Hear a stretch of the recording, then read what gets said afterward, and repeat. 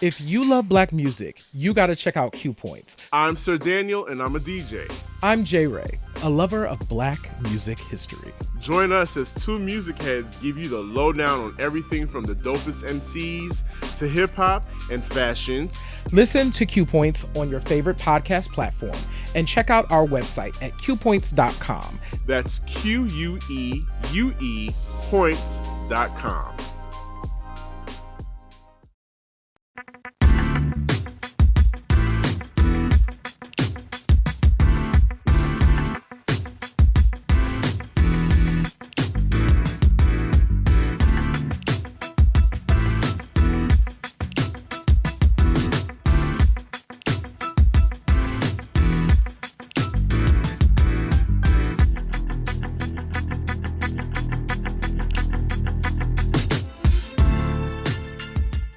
Greetings and welcome to another episode of Q Points, dropping the needle on Black music history. I am DJ Sir Daniel. And my name is J Ray, sometimes known by my government as Johnny Ray Cornegay III. What's happening, folks? Oh, we got a heater on our hands today, J Ray. You know, I say that all the time, but I really do mean it this time. We got a heater on our hands. So it's true every week. Before we get to schooling people on how they can keep up with us and how they can be a part of the Q Points experience, we have something to celebrate. We got some wins. We definitely have some wins, and more wins coming. So, but the big thing that we're celebrating right now is for all of you, wherever you are listening or watching right now, we are on the precipice of having our biggest download month ever. Last month was a big month, but we're now, so January was our current biggest month ever. So if y'all go and listen to Q Points right now, y'all should go and listen to Q Points. Well, after this show, of course, right after you listen, go ahead, listen to us wherever you listen to podcasts. So Good Pods, Apple Podcasts, Spotify, wherever, our website. And that will help us to have our biggest month ever by the end of this weekend. Our hope, Sir Daniel, is this will be our biggest download month ever. That would be a huge accomplishment for us. And that's big, y'all. That's huge, and it's special. It's thanks to you. It's thanks to you, the listener, for the listener. I'm like, not me. No, to our guests listening right now. And for riding with us for these past couple of years, for these episodes that we're in deep, that's nuts. But for those that are like just now figuring it out and just trying to figure out who we are, J Ray, tell them how they could be a part of the wonderful Q Points universe that we have here. Absolutely. If you want to get into the cornucopia that is the Q Points podcast. Cornucopia. Okay. Listen, I like that word. And first of all, I like the way they remember when we were kids, because it's for Thanksgiving, they put the cornucopia out. So listen, y'all, you can wherever you are listening or watching right now, if you can hear our voice, you can certainly just subscribe. That's the easiest way to stay up with Q Points. Just subscribe wherever you are listening to your podcast or watching your podcast. That's a great way to stay in contact with us. The next thing that you can do is you could go ahead to our website at qpoints.com and you can click on the subscribe button. You could become a member. That helps to keep the lights on over in Q Points land. If you want to keep seeing our smiling faces and all of that, you can help us out there. You could also shop our store at store.qpoints.com. Another thing that you can do, which is absolutely free as well, is sign up for our newsletter. You should do that anyway, because there are things, even in this conversation that we are going to talk about, that we probably won't give like a ton of airtime to, but it may end up in the newsletter where we really dive into it, all of that. For instance, leading up to this show, we sent out an email blast from Craig's Pop Life that he went and talked about his top 10 remixes of Martha Wash. The only way you would know that is if you signed up for the newsletter and got the email. So it's completely free. Magazine.qpoints.com. That is a whole other way that you can stay up with your boys. Membership has its privileges. Remember that when it comes to the Q Points universe, you definitely want to be a part of it.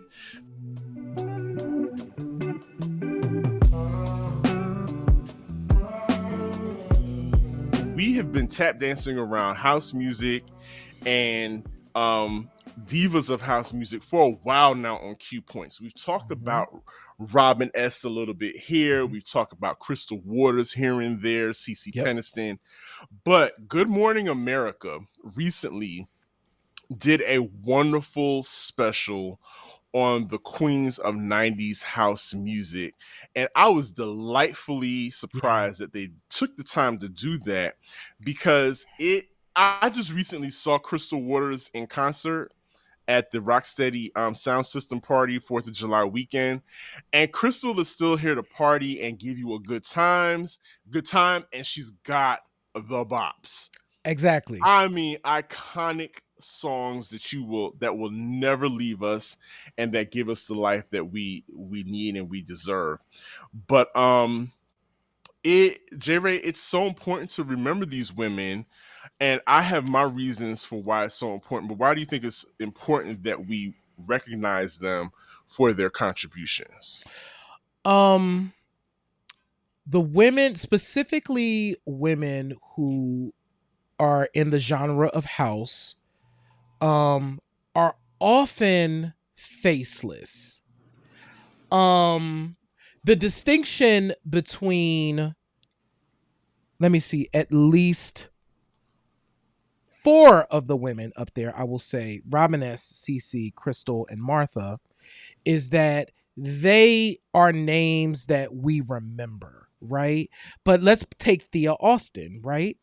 Who was Right. this woman who performed as part of this group and made a significant contribution, but we didn't really know her name? That was so true for a lot of house music, because house music is such a producer driven music.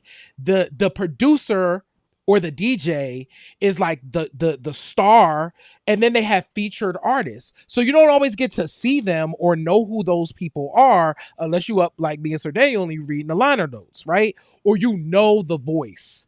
In the case of Martha Wash, who we'll talk about as we get into this, knowing the voice is what did it.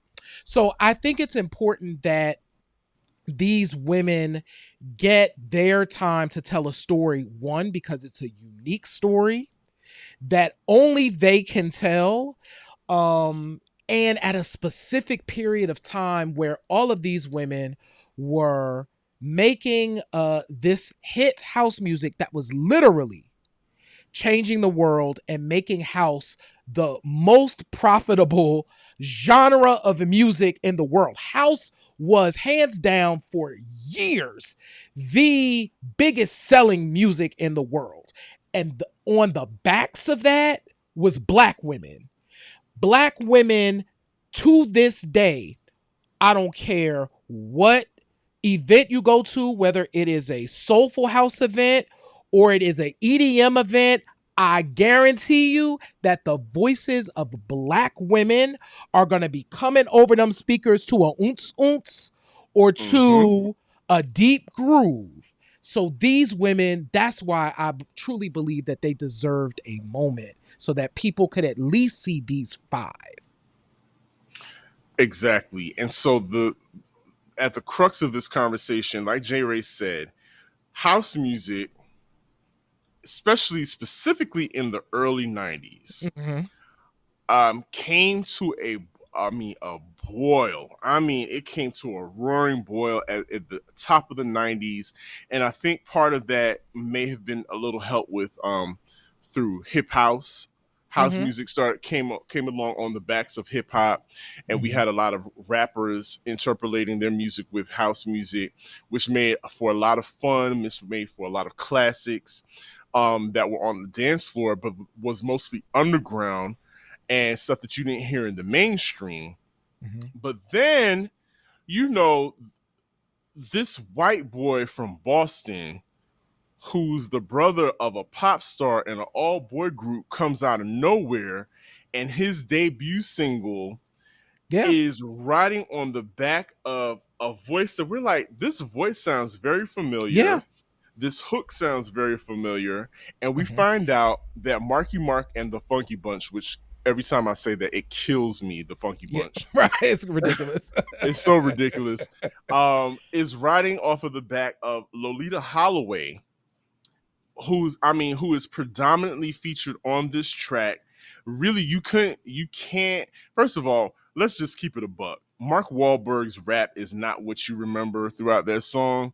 You remember Lolita Holloway's voice, and you remember it's Absolutely. such a sweet. You remember Because it that comes hook. from an iconic song. Yeah, like you don't remember him. I mean, come. He literally had to start dropping his drawers and showing his underwear in order to in order to gain some fame in the 90s or become, be put up front. And so, I found that, so we had that, and then you always have these moments where a lot of club music, like you said, was being was growing because of a lot of using black women. Let's take Snap, The Power. There was that whole, both iterations of The Power are both using a black woman's voice, and that's what we remember the most from those songs. And so, again, late 80s, early 90s, you know who we forgot to give it up to and who deserves a lot of credit? Mhm. Yakid K. Yakid Yo, shout out K to Yakid K. Yeah. ushered in a generation of black women in club music. Like, and like Martha Wash, Yaki K at first was not, her voice was heard, but her face wasn't seen. We saw this young lady on this black box cover. She was the face because again they thought, let's use a model to try and push this music. But Yaki K was the voice you hear on Pump Up the Jam. Mm-hmm. What was the name of the group? Huge Technotronic. Technotronic. Huge song. Huge records, and she's from the Netherlands, if I'm not mistaken. She's from the Netherlands, but she's a black Mm-hmm. woman that really pushed the culture forward, rapping and singing on club beats.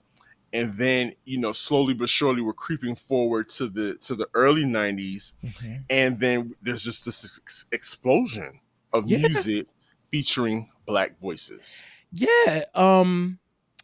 That was a special time. So coming out of the 80s, house music kind of just really took over. So you actually had whole shows. Remember Club MTV? They Wabba propped wabba up, wabba. yes, Downtown Julie Brown. Shout out to Downtown Julie Brown, black woman having just a whole moment, but introducing house music to the US. So one of the things too, Sir Daniel, is one of the things that really did help house is it went overseas, which Yes. they talked about in the Queens of the 90s house, where the reason why Crystal Waters and them they kept to keep making money and performing was they went overseas and kept making music long after America had pushed house music off of the dance floor, which they also talked about in this episode. Mm. And house music kind of replaced, I'm sorry, hip hop replaced house on the dance floors. So but in that early 90s period, you of course had Thea Austin, who we mentioned earlier. So DJ Sir Daniel mentioned The Power. So that was Penny Ford. So on the first Snap album, the woman vocalist was Penny Ford. On the back of that, Penny got a solo deal. And Penny then released her solo album and left Snap. So then Thea Austin was on the second album, and their big, I wasn't even a fan of this song because it was the kind of house music that I wasn't into. It was Yeah. too Euro dance, Mm-hmm. but it was big. Rhythm is a Dancer was such a big effing song. Rhythm is. It was everywhere. Remember Jocks? Eff- Remember those Jocks and Jam CD yep. compilations? All those commercials. Rhythm is a Dancer is everywhere, and MTV wore that song out. Yep. And the foundation of that song is this vocal by Thea Austin. But of course, in that same time frame, it's so funny. So Mark just said in the chat, it's hypnotic. It's hypnotic. That's true. Now that I'm older, I appreciate rhythm as a dancer. I think some of that is nostalgia, but I also think I get it. Like I'm more worldly now. I listen to so much stuff that I get what that was giving. But when Yeah. I was like 12, I did not. Um but Remember Robin LaBouche? LaBouche. LaBouche. Oh, LaBouche. It, Yes. like those European groups always had a black woman Yep. fronting their songs. LaBouche, all of those people, the black women fronting them. Yeah, I forgot all about. I wanted to pull out some LaBouche now. EMF, Yeah, EMF, yes. The K was they the K? Yeah, and the KLF KLF, to the KLF. That's what it was. KLF. Yes, Uh-huh. yes. The KLF. That's a whole other story. There's a With Wanda great. D. Yeah. Yep. There's a great story about. Get it? Okay. So Mark is in the chat schooling us. We're gonna come back to that. Oh my goodness. Mm-hmm. But in this same time frame, one of the other people that we've of course talked about who was part of this Good Morning America segment was Robin S. So we ended up talking about Robin S. First, and I'm going to say this because I want to be real clear. This is where Q Point stands. Robin S sings down. Oh, she sings. She can sing. I've seen That it in is person. I've seen it. I've heard her. That is not a question. We ended up first talking about Robin S because we were having a conversation about Andrea Martin talking about demoing "Show Me Love." Right. And then I know there's been a lot of talk, and Robin S sings. So let's just say that.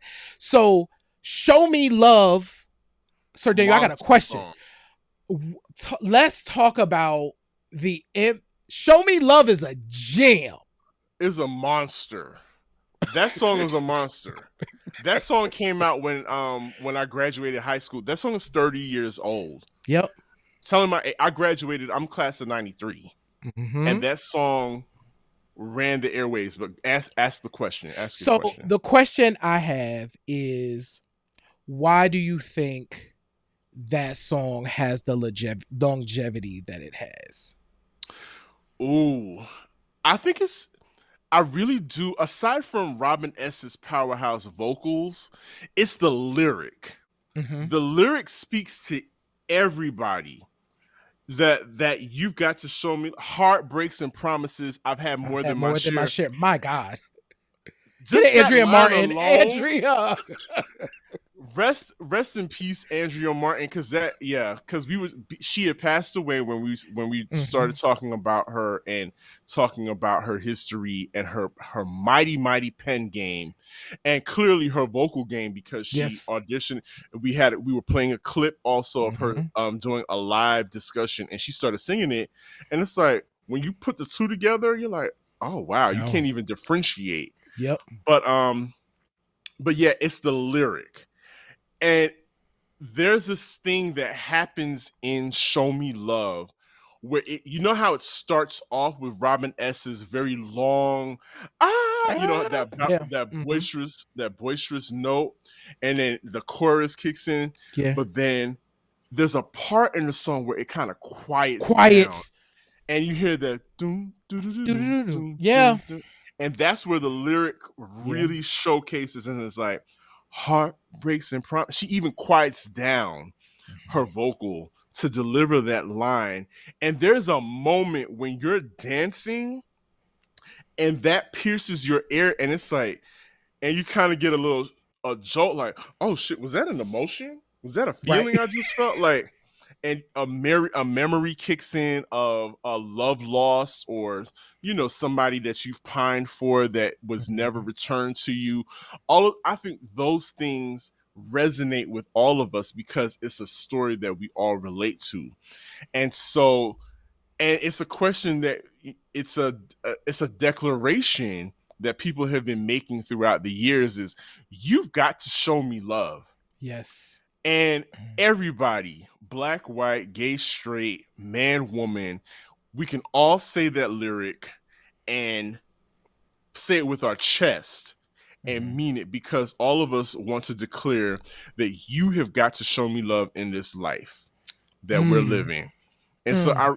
it's the lyric that really keeps that song alive Yeah. Yeah. year after year, 30 plus years later.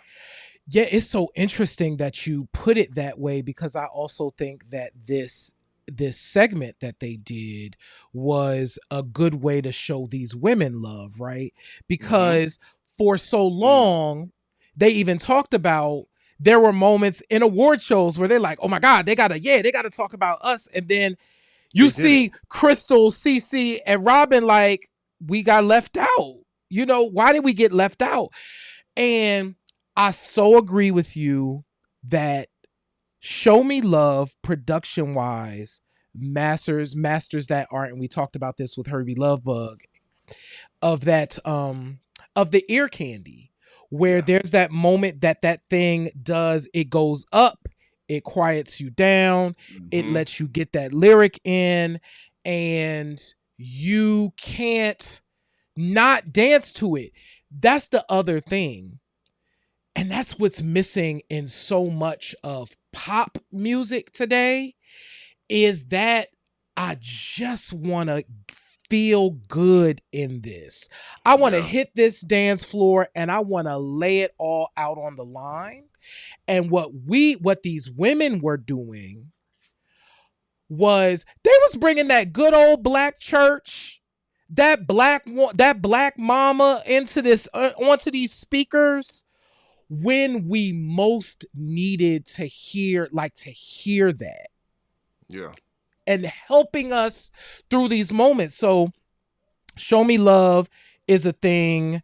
Um, of course, in this group, shoot, CC Peniston's debut MF album, Wow.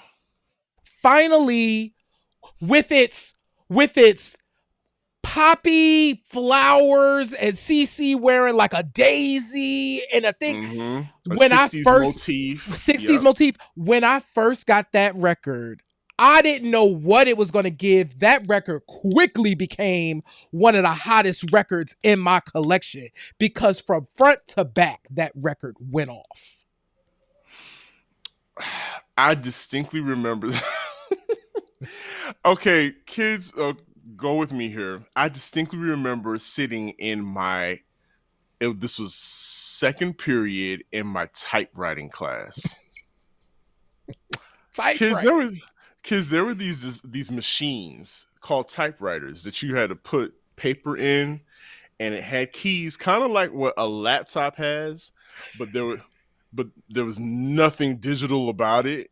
There was like some ink with a hard mechanism to Oh, that thing. pound out the letter, Right. on the paper, and if you messed up, there was no backspacing. No. Now if you had a fancy one, some of it did have like the little whiteout in it, and you could backspace it and clean it up. But if you messed up, you had to rip out that paper and start all over again. Oh my But God. I was in typewriting class, and there was this girl, I'll never forget her. I think her name was Roshana. She had the CC Peniston album, and it was all that she could talk about, and we had all seen the video, and we would be in class. We were like the misfit kids. And because I think she was like in high school going to clubs, dance clubs. She was one of those. Like, she got in the Mm-hmm. clubs She and was getting in the whatnot. clubs. Yeah. And she, we would talk about it, and we would just talk about ad nauseum CC Peniston and Crystal Waters, who we're going to get into next. But that album just literally, and I think I was in 11th grade at that time. So we're talking about 91, 92, where this came out. And again, another song that speaks to Yeah. a very raw emotion that is shared by all of us. It's like, you can't, I'm experiencing this feeling, this love, and finally it's happened to me. I've heard about it, I've seen other people experiencing it and whatnot, but now it's happening to me. Yep. And describing the person that she's in love with, and it's a very optimistic song. um the video, like we were talking about earlier, had that very glowy 60s motif. So she had the bob, but and the bell bottoms and the day glow colors. And so it popped and it Yeah. gave us that good feeling. Like, yes, we're still hip hopping and Yep. hip hopping rain with everybody else, but this like, oh, it felt good. And it was like, how could I not get into this? How can I not, you know, kick my leg up and dance along to it, and think about what love looks like at that age, especially in high school. Mm-hmm. you know you fall in love every other minute in high school as far as I'm concerned. So she got us, and I'll speak for us, she got us at a really good time when we were in She high did. school.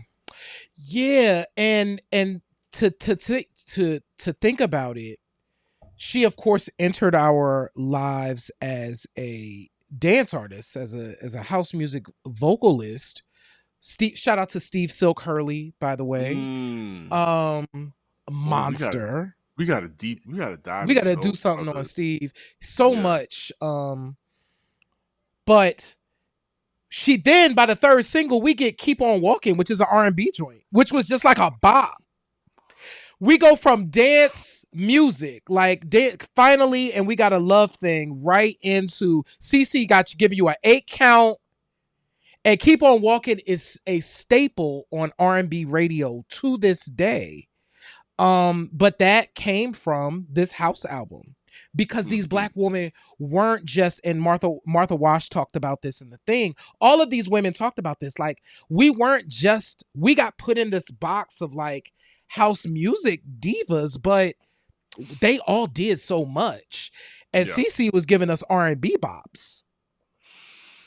You brought up Keep On Walking, which is like, I think, my favorite CeCe Peniston song. Because she had hip hop, she had rap cameos, rappers cameoing in the videos and everything. Yep. It's just a really dope song. But yeah, CeCe, that you're right. Putting them in that box, I mean, it worked for them. It made them a lot of money, kept their names alive. Like, every time they're, when Pride comes around, you're going to see those ladies are going to get pulled up and put on stage and make their coins just for that, for that month or two.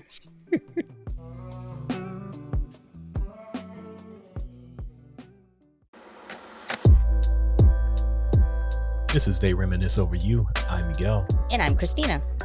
They Reminisce Over You is a podcast that celebrates and honors the best in music, movies, and TV from the past. We get into the careers and legacies of some of the biggest names in hip-hop, R&B, and pop culture. From discussing the groundbreaking music of Missy Elliott and Mary J. Blige, to exploring iconic moments in TV and film like the chaos at the 95 Source Awards. They Reminisce Over You has something for everyone. So join us as we reminisce over the artists, movies, and TV shows that have shaped our lives and continue to influence popular culture today.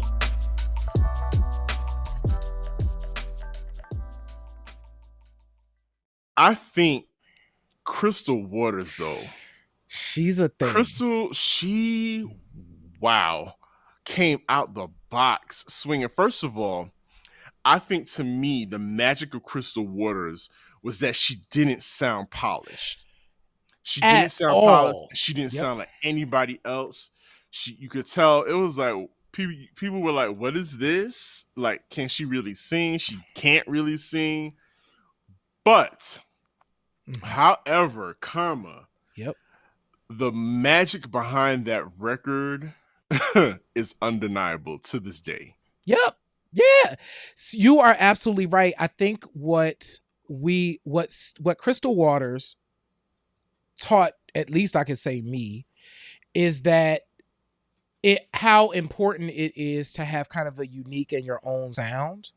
So Crystal Waters, of course, comes from a jazz family. Ethel Waters, who's here from Chester, shout out to Ethel Waters, is her aunt. So she's giving you a jazz affect on these songs. And that's what made it unique. But I think, going back to your point, though, Sir Daniel, I definitely want you to talk about Making Happy, because I know we've talked about that before as well. But Gypsy Woman as a debut song, one, it used that one loop that was everywhere in like the early 90s. That there was like a version of that. Just there's always like a house thing that everybody starts to do. That was a thing. That organ. That organ. But more than that, she was actually saying something on the song, right? It wasn't just about the beat. Crystal actually wrote that song about an experience. So that made all the difference. So it was not only the production, it was the fact that, yo, this songwriting is like, this is a crack songwriting. Yeah. I think it's so funny to watch the newer generations experience Gypsy Woman. And they're right, you know, we're getting our lives to this woman singing about a homeless woman, right? You know, putting on makeup. And yes, you're right. We are getting our lives to this, you know, to this song about the plight of being unhoused, and the pride in someone that, when you have to think about it, she's talking about this woman had pride in herself despite the fact that she is facing homelessness, experiencing homelessness. And then, but so to your point, like I've always said, I know the Gypsy Woman is Crystal Waters' #1 hit, right? But that follow-up single, Making Happy, that's a song that I don't know what they sprinkled in that song. That's hot. But that song like pierced me in my heart, something crazy. And when I found out, I was in high school. I think it was actually Rashana again telling us about the song, what the song was about. And from what I was told, or what I was understood and listening to the lyrics, is that the song was about date rape, or about somebody, about where are they going? Are they going too far? She's talking about a couple. They're having fun. They want to make happy. And I guess she's being pressured into having sex, possibly. And so again, Crystal Waters putting a little, a sprinkle of message in the music. But I'm like Marcus in the comments saying that I had the single, listeners. I had the single of Making Happy, and there had to have been like at least 6 remixes on that single, maybe 3 on each side. And I would just ride out to that in my, no, it wasn't the 86 LTD at that time, because that didn't have a cassette player. It was my mom's Mercury Sable when she would let me drive it, had the cassette, and I would ride out to that thumping, that the happy humping mix of Making Happy, and just vibe out to that. And it was just such a good time, her storytelling, but that combination of those beats had us going. Like Crystal Waters, that surprise, and that song, so Surprise, which is the title track, I've been getting into that a lot more lately. I don't know what it is. It's like an earworm one day, and I was like, let me download Surprise. And it's a really sleek, silky, kind of meandering vocal that she does. That is what she was known for. And it definitely set her apart. Like I said, I just saw Crystal Waters earlier in July, 4th of July weekend. She looks great. The crowd, regardless of, a whole demographic of ages were getting into that song. I mean, people my age, older, younger, know her music. And it was just really wonderful to see that she came through the 90s. She got through that place, because a lot of people didn't make it through the through the 90s and the early 2000s. And she's still out there performing. You know what I'm saying? She's got dancers on stage. She's live singing. Like, it's not like it's not a put on. There is so much that was important about that first album. Of course, we know the monster hit from the second album, 100% Pure Love.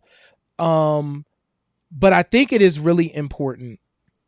Martha Wash makes me run around the church a little bit. If I could run around this room, and I want to say something real quick here and now, it is absolutely criminal that a lot of people still haven't heard Martha Wash's debut album.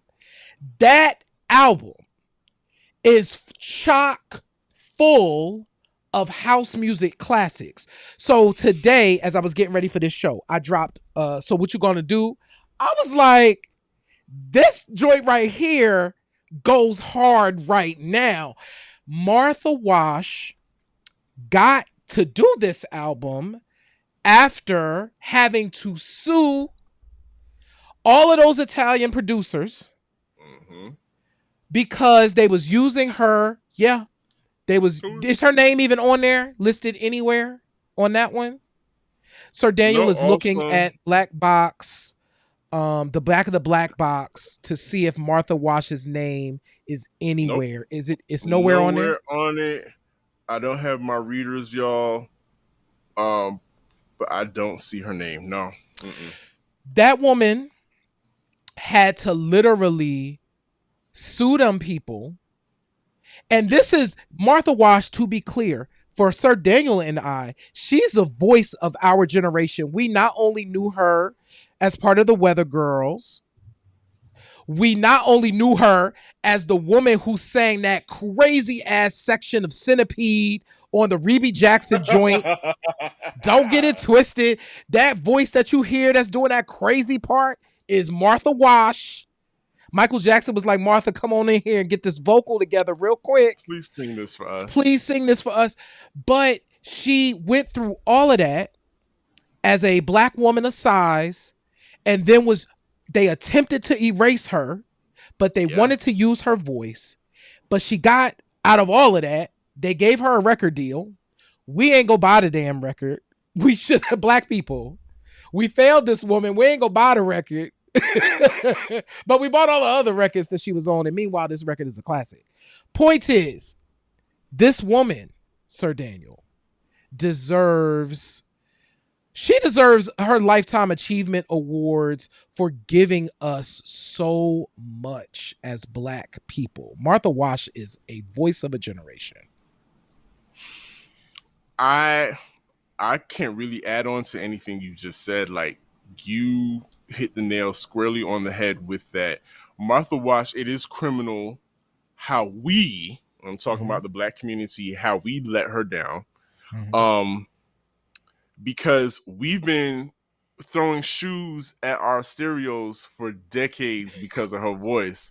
Like, to this day, when I hear Just Us by her and Zora, it makes me tear up a little. I think about the journey she did with Sylvester. Yes. And 2 tons of fun. 2 tons of fun and what they went through. But I mean, it is textbook. It is a textbook lesson of what the industry, how the industry will pick you apart and use what they want of you and throw the rest to the side and not give a damn about you. It's just really about what benefits the machine at the time. And so, I'm so glad that and we laugh about it, and we laugh about who they bring out when it's time for Pride celebrations. I'm happy that these women have an audience that sticks by them and will keep them employed, keep the lights on, keep them singing, signing autographs, still creating in the studios, creating new product. Because when you're blessed with that kind of gift, and Martha Wash vocally is right up there with the greats. Like, you could put her right next to, I'm pretty certain she's on the backgrounds of some of those CNC Music Factory, Clavillis and Coles produced Aretha Franklin stuff. I'm sure you could put Martha Wash's voice up against Aretha Franklin. I mean, if I dare say so, Martha Wash might have outsung Aretha Franklin in her day. Sir Daniel. I know that's blasphemy, whatever, but I mean, just think about No, it. she has a beautiful voice. I mean, she sits at that It same table. it just cuts through. Yeah. There's no question who she is. You know that's Martha Wash's voice. And Carlton is in the chat. And he brought up Jomanda. We haven't talked about Jomanda yet, but there are some ladies that were not a part of this Good Morning America special that we feel should have been a part of it. We talk about the era of the Weather Girls and 2 Tons of Funds. 2 tons of funds, 2 tons of fun. But we think about Joycelyn Brown. Ooh. Who's I'm somebody else's god, child. Yes. Is like somebody else's guy is clearly like a club classic, is at the foundation of club music. Yes. And again, another big, huge voice that we want to pay homage to. But also, we got to pay homage to Barbara Tucker. Baby, we could run around this church again. You know, Barbara Tucker, and you may not know her by name, but you know her. You know, deep inside. That's Barbara Tucker. And she is still doing dates with Louis Vega. Louis Vega's on the turntables, and she has that microphone, and she is singing her face off. Absolutely. Listen, Barbara Tucker, Beautiful People is one of the most lovely songs that you can ever. It's just it's a great classic house song. We probably need to do a whole show on Strictly Rhythm. Just keep that in mind. We're gonna bookmark that because there's so many joints. Beautiful People was released on Strictly Rhythm, produced by Louis Vega, co-written by India. Shoutout, all of the things. It's all of the things, right? But Carlton in the chat dropped I Get Lifted. I Get Lifted is another banger from Barbara Tucker. So we're talking about these women that just had these amazing house hits. And going back to real quick, Jocelyn Brown got new joints out now. If you go over to Track Source, Jocelyn Brown is out here singing her face off still to some beats, and you can have her on right now. So I definitely, these women, I know that we mentioned Lolita Holloway earlier, coming out of the disco era and then helping weirdly to usher in Mark Wahlberg into our world. It's a weird thing. And rest in peace to Miss Holloway. She passed away almost 10 years ago, probably over 10 years ago now. But these voices, Sir Daniel, when we walked in these spaces needing to get free, these voices were the ones that were coming out of the speakers, helping us to get to the other side of whatever that thing was we was going through. Absolutely.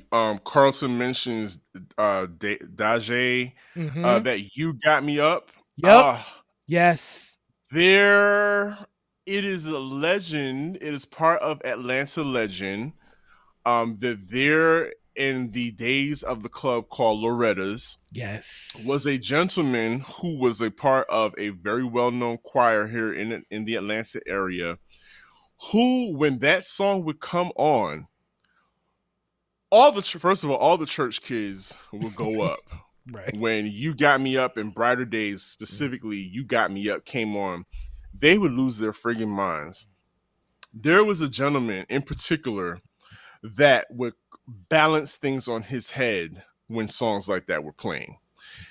It would start off with a cup, and it might end up with a chair, a complete chair on his head, fanning himself, singing along to the song, and he would like go into his aria voice, singing along to the song. But you're talking about the music that would inspire that kind of behavior was always joints connected to a Black woman's voice. And so, yes, we gotta mention her. We gotta mention Pepper Mache. Yeah. Let's get soaking wet. You know, all those, you know, those big Black voices that the people love. You know, white people love those big Black voices. It's very soothing to them. Right. It might remind them of a housekeeper they had in Yeah. their day that took care of them, their nanny.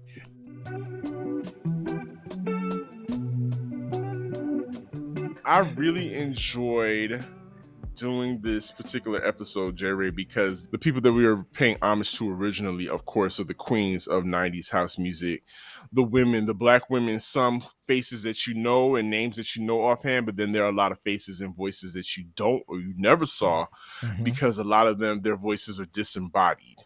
Yeah. And used to make these hit records. But we want, here at Q Points, we want you to know that we think about you and we salute you for all that you have provided to this moment, moment that there's a, you know, Beyonce, the biggest star in the world right now, is paying homage to the work, to all the work that was laid down by a lot of you. And we want to say thank you. Yes, absolutely. Thank you from Q Points. This is what we're here to do, man. Like, thank you. And we also got to shout out ABC. ABC didn't have to do this, right? Everybody is in this moment and we're happy because we're doing it too. We're celebrating 50 years of hip hop. So everybody are kind of like heavily concentrated on hip hop to break away and say, you know what? We want to talk about the women whose voices we heard in 90s house tracks is commendable. So thank y'all so much for doing that. And we'll make sure that we also include the link to that broadcast so y'all can watch the full 20 minutes. Because it really is important. And we only scratched the surface. We talked about this from the perspective of that. There's so much more history that we could talk about here. So it's not going to be the end. We still have more to talk about as it relates to this topic. But so happy that we did this. So, stay up with Q Points. The way to stay connected to us is, if you're listening right now, subscribe. Share the show with your friends and family. Let them know about Q Points, because if you really like us, they will probably, you will like us too. Oh, before I keep going, we are almost at our biggest month ever. So if you haven't listened to this week's show, go on over to your favorite podcast platform, listen to this week's show, share this week's show with your friends. So Q Points by the end of this month can have our biggest month ever. We are so close. We're like 15 downloads away. That's how close we are. So y'all can help us out.